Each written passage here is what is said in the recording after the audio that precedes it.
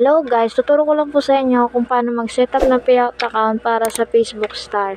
Una, punta tayo sa ating dashboard, pindutin natin yung payout sa baba, tapos yung finish setup. Tapos dyan sa let's start with the basic, lagay natin yung ating name, first name, last name, at date of birth. Tapos sa business info naman ay individual or sole proprietor sa ating business type.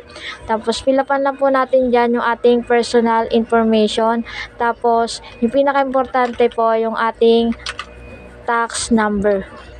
Yan po kasi yung hinihingi talaga ni Meta pagdating po sa pag-payout sa kanya. Yan guys, lagay lang po natin yung ating tax number dyan. Kailangan po guys, yung mga ilalagay natin information dyan ay correct. Kasi parang mahirap po kasi yan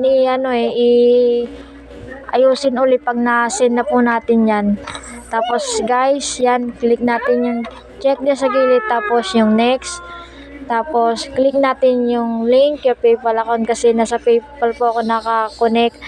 Depende po sa inyo kung may bank account po kayo, pwede nyo po ilagay dyan sa bank account. Sa akin po kasi sa PayPal ko nilagay yung aking payout. Kaya yan po yung aking ilalagay dyan sa aking pagsisetup ng payout account.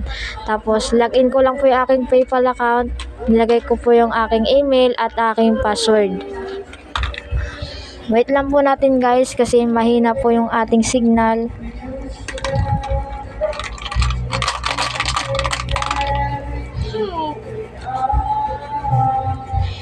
Yan guys, okay na po siya. Nalink ko na po yung aking PayPal account. Wait lang po guys ha, kasi talagang mahina po yung signal namin. Tapos dyan sa tax info, tuturo ko po sa inyo yan sa aking next video. Sana po ay natutunan kayo sa aking video. Pa-like, share, and follow para mas marami pa po tayong matulungan. Follow for more tutorial videos. Thank you po sa panonood.